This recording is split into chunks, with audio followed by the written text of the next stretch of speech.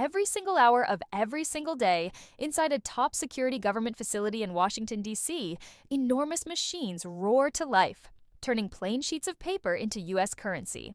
To meet national demand, these presses operate 24 hours a day, 7 days a week, pouring out over $500 million in physical cash every day. But here's the shocking part. That's just a tiny fraction of all the money that actually exists.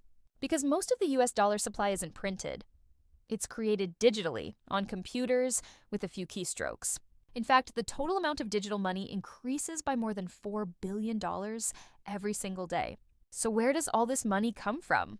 Before a single cent ever hits your bank account, it travels through a massive invisible network of corporations, governments, and banks. Money that, at its core, is typed into existence. To truly understand how this system works, how money fuels growth, inflates prices, and traps entire nations in debt, we have to rewind thousands of years to a time before money even existed. The beginning, when trust was currency. Thousands of years ago, before coins or bills, people relied on barter and trust. If a farmer needed a new plow, he'd visit the local blacksmith. The farmer might not have anything to trade right away, so instead he'd promise future payment. Because the blacksmith trusted him, that promise had value. Weeks later, when the farmer returned with food from his harvest, the deal was fulfilled. As trade grew, people began using essential goods as early forms of payment, things like grain, cattle, and salt. Everyone needed them, and they were hard to come by. That's what made them valuable. Now, the farmer could immediately pay with a measurable amount of grain, making trade smoother for both sides. But as civilizations expanded, barter and bulky goods became inefficient. Transporting livestock or sacks of grain wasn't practical anymore. Eventually, societies discovered that metals like gold and silver made perfect money. Small, durable, and rare. People could trade across continents, from China to Europe, using coins that everyone agreed had value. However, carrying large amounts of gold quickly became risky and cumbersome. That's when the idea of paper money first appeared. In 17th century London, trusted goldsmiths offered to keep people's gold safe in their vaults for a small fee. In return, they issued paper receipts, proof of ownership, which allowed depositors to reclaim their gold anytime. Soon, people realized they could trade those paper notes directly, since anyone could redeem them for real gold. And just like that, paper money was born. The notes themselves were worthless, but because they were backed by gold, they became as valuable as the metal itself. Over time, goldsmiths noticed something interesting. Most customers never came back to claim their gold. So they began issuing extra notes, fake promises not backed by actual gold, and lending them out for interest.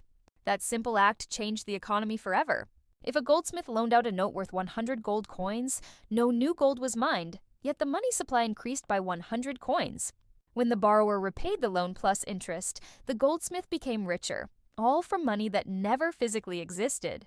This was the birth of fractional banking, and it quietly transformed the world. Fast forward to today, and that same system still runs our economy, only now it's completely digital. Goldsmiths have become modern banks, and their promise notes have turned into the numbers you see in your online account. When you deposit money into a bank, that cash doesn't actually sit there. The bank owes you that money. It's a digital IOU, not real currency stored in a vault. And when the bank gives out a loan, they don't hand out existing money. They create brand new money by typing digits into a computer. That's right, banks generate money from thin air. When the borrower repays the loan, that digital money disappears. Only the interest remains, which becomes profit for the bank. Let's say you borrow $20,000 for a car. That money flows to the dealership, then to the employees, and continues circulating through the economy, paying for food, rent, and services. Every dollar creates new transactions, jobs, and innovations. But here's the catch. If productivity doesn't increase alongside the new money, inflation kicks in. Prices rise, your purchasing power drops, and the value of money declines. That's why central banks try to limit money creation, keeping inflation under control. In the past, banks could only lend out a fraction of their actual reserves, but today, that rule is gone. Banks can create virtually unlimited credit, as long as someone is willing to borrow. And when they run short, they turn to the central bank for fresh funds. Here's where things get even more complicated.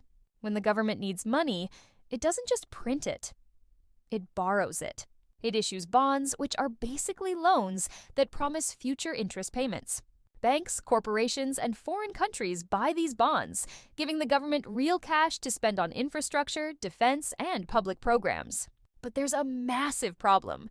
The U.S. government spends far more than it earns in taxes. Last year alone, federal spending reached nearly $7 trillion, while tax revenue wasn't enough to cover it. To make up the difference, the government issued even more bonds, taking on more debt. Those bonds eventually have to be repaid using taxpayer money. And to pay back old debt, new debt is created. It's a cycle that never ends, a system where debt literally creates money. This constant flow of borrowed money keeps the economy moving. As strange as it sounds, the global financial system depends on perpetual debt. If all debts were repaid tomorrow, most of the world's money supply would vanish overnight. But this doesn't mean the system is broken. It just means it's designed for continuous growth. The key is making sure that newly created money is used productively for things that generate real value, like education, business development, and infrastructure. When money is created to build, not consume, the entire system becomes stronger. When it's not, when money is used only to cover deficits or inflate bubbles, it drags society deeper into debt and inflation. Today, nearly every financial transaction happens online. We live in an era where not just money, but data has become a form of currency. Companies known as data brokers buy and sell personal information every day, tracking what we buy, where we live, and even who we interact with. This data can be exploited by marketers, scammers, or even cyber criminals. Fortunately, people can fight back. Services like Delete Me, today's sponsor, help remove your private data from hundreds of online databases, protecting your privacy year-round and keeping your personal information out of the wrong hands. The final loop. The story of money is the story of trust, innovation, and control. From farmers trading grain to algorithms generating trillions in digital cash, money has evolved. But its foundation remains the same: belief in value. Every dollar in your account is a promise, a digital echo of an ancient system that began with two people trusting each other. The machines in Washington keep printing billions, the banks keep typing trillions, and the government keeps borrowing more. But at the core of it all, money is nothing more than a shared illusion of worth, one that powers our world, drives progress, and keeps us forever chasing the next dollar. If you enjoyed today's video, please don't forget to subscribe, like, and share with someone who is interested. Thank you.